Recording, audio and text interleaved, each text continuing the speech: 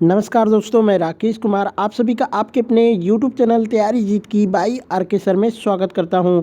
और दोस्तों आज हम बात करेंगे CHSL एग्ज़ाम्स 2023 की। दोस्तों SSC CHSL एग्ज़ाम एनालिसिस 2023 की बात करेंगे। 14 मार्च 2023 को SSC CHSL के फर्स्ट शिफ्ट का एग्ज़ाम ख़त्म हो चुका है और फर्स्ट शिफ्ट के 100% रियल क्वेश्चंस लेके हाजिर हैं। तो आप लोग पूरी वीडियो ज़रूर देखिएगा। दोस्तों जिन्होंने भी एग्ज़ाम दिया है, जो भी क्वेश्चंस याद है, आप 8181819473 या फिर इसी वीडियो में एक बार कमेंट करके ज़रूर बताएं। बाकी PDF फाइल के लिए आप हमारे टेलीग्राम ग्रुप को ज़रूर ज्वाइन कर लीजिए।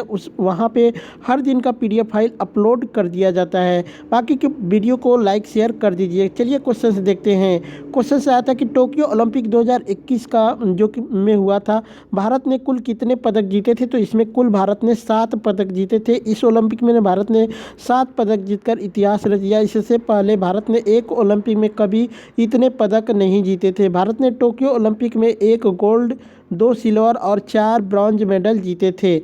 वहीं बात करते हैं दोस्तों कि सबसे अधिक पदक जो कि अमेरिका ने जीता था। वहीं दूसरे नंबर पे चीन ने 88 पदक अपने नाम किया था। भवानी देवी किस खेल से संबंधित है, ये पूछा था तो तलवारबाजी से। और दोस्तों भवानी देवी की तलवारबाजी में मुकाबला जीतने वाली पहली भारतीय बनी है। ठीक है, तलवारबाजी का मुकाबला जीतने वाली ओलंपिक में पहली भारतीय बनी है। तो इसको याद रखिएगा आप लोग। ठीक है, क्या पूछा था एक बार कमेंट करके बता दीजिएगा। एक प्रश्न आया था कि टोक्यो ओलंपिक 2020 में किस खेल को शामिल नहीं किया गया था? तो इसका राइट आंसर हो जाएगा बेसबॉल को शामिल नहीं किया गया था। एक प्रश्न आया था दोस्तों कि मूल अधिकार भारतीय संविधान के किस भाग में? तो इसका राइट आंसर हो जाएगा भाग 3। वहीं अनुच्छेद की बात करते हैं तो ये 12 से 35 तक हो जाएगा। ठीक है, यहाँ पे बात करते हैं दोस्तों तो मौलिक अधिकार संविधान के भाग 3 में अनुच्छेद 12 से 35 तक निहित है। इस संबंध में संविधान निर्माताओं ने संयुक्त राज्य अमेरिका के संविधान यानी अर्थात बिल ऑफ राइट से प्रेरणा ली थी। संविधान के भाग 3 को भारत के जो कि मैग्ना कार्टा के रूप में वर्णित किया गया है। इसमें जो कि न्याय संगत मौलिक अधिकारों की एक बहुत लंबी और व्यापक सूची को रखा गया है। वही बात करते हैं दोस्तों तो वास्तव में हमारे संविधान में मौलिक अधिकार संयुक्त राज्य अमेरिका सहित विश्व के किसी भी अन्य देश के संविधान में पाए गए अधिकारों की तुलना में अधिक विस्तृत है। संविधान द्वारा सभी व्यक्तियों को बिना किसी भेदभाव के मौलिक अधिकारों की गारंटी दी गई है। वे सभी जो कि व्यक्तियों की समानता, व्यक्ति की गरिमा, व्यापक सार्वजनिक हित और राष्ट्र की एकता को बनाए रखते हैं। वही बात करते हैं दोस्तों तो मूल रूप से संविधान ने 7 मौलिक अधिकारों का प्रावधान किया गया था। पहले 6 थे, बाद में एक बढ़ाया गया था, एक घटा दिया गया दोस्तों। अभी वर्तमान में 6 है। ठीक है, पहले 7 था, जैसे कि समानता का अधिकार अनुच्छेद 14 से 18, स्वतंत्रता का अधिकार अनुच्छेद 19 से 22, शोषण के विरुद्ध अधिकार 23 से 24, धर्म जो कि धर्म की स्वतंत्रता का अधिकार 25 से 28, सांस्कृतिक और शैक्षिक अधिकार जो कि अनुच्छेद 29 से 30, संपत्ति का अधिकार जो कि अनुच्छेद 31, संवैधानिक उपचारों का अधिकार जो कि अनुच्छेद 32 में है। हालांकि बाद में दोस्तों इसको जो है संपत्ति के अधिकार को 44वें संविधान संशोधन अधिनियम 1978 द्वारा मौलिक अधिकारों की सूची से हटा दिया गया था। इसको अनुच्छेद 21 को बाद में हटा दिया गया था। इस बात को याद रखिएगा। एक प्रश्न आया था कि भारतीय संविधान में विधि द्वारा स्थापित प्रक्रिया किस देश से ली गई है?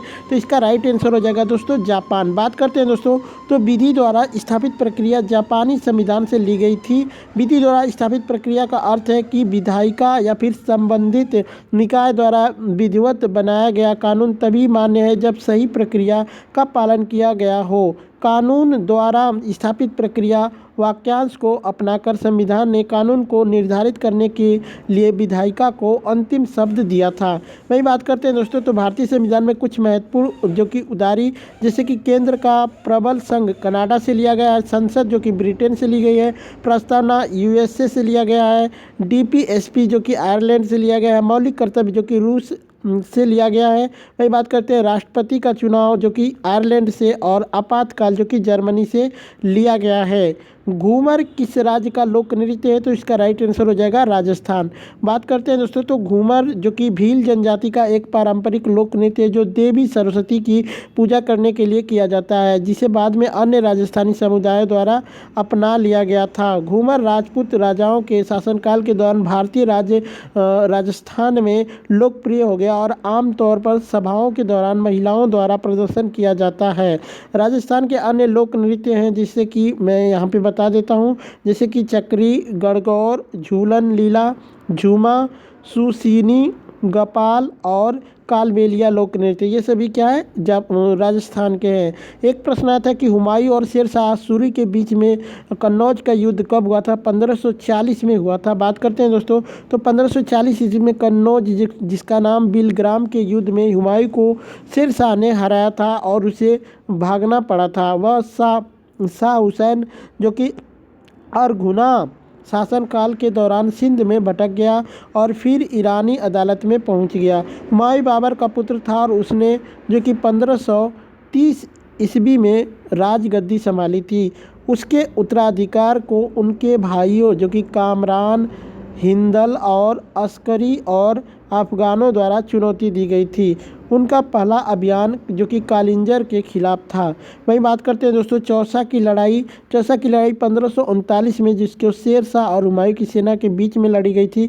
हुमायूं बुरी तरह से हार गया और भाग गया था। हुमायूं की बहन जो कि गुलबदन बेगम ने उनकी जीवनी हुमायूं नामा लिखी है। शेर शाह सूरी का असली नाम जो कि फरीद था, वह बाबर खान लोहानी की सेवा में शामिल हुए और फिर उन्हें बिहार का उपराज्यपाल के रूप में नियुक्त किया गया था। तो इन सब चीज़ों को याद रखिएगा। उन्होंने जो कि शामल की लड़ाई जो कि 1544 ईस्वी में मारवाड़ के राजपूत सेनाओं को हराया था। माजुली द्वीप कहाँ पर स्थित है? तो दोस्तों माजुली द्वीप किस नदी पे या फिर किस राज्य में पूछा था, तो ये असम के ब्रह्मपुत्र नदी के मध्य में बसा एक बड़ा सा द्वीप है।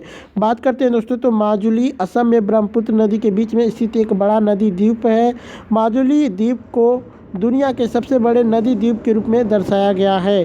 ब्रह्मपुत्र नदी और इसकी सहायक नदियां जैसे कि विशेषकर लोहित नदी की दिशा और क्षेत्र में परिवर्तन के कारण इस द्वीप का निर्माण समय के साथ हुआ है। माजुली को असम की सांस्कृतिक राजधानी भी कहा जा सकता है। माजुली जो कि जोरहाट जिले के उत्तरी भाग में स्थित है और ब्रह्मपुत्र नदी द्वारा मुख्य भूमि से अलग किया गया है।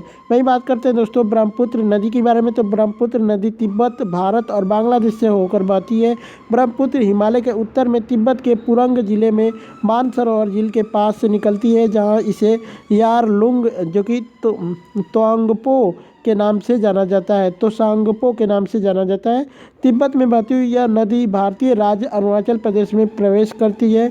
असम की घाटी में बहती हुई यह ब्रह्मपुत्र कहलाती है और फिर बांग्लादेश में प्रवेश करते ही जमुना कहलाती है। तो इसको मैंने सभी चीज़ें बता दी। बाकी दोस्तों इतने ही सारे प्रश्न मुझे मिले थे। वीडियो कैसी लगी कमेंट करके एक बार ज़रूर बताइएगा। चलिए चलते मिलते हैं नेक्स्ट वीडियो में, तब तक के लिए जय हिंद जय भारत।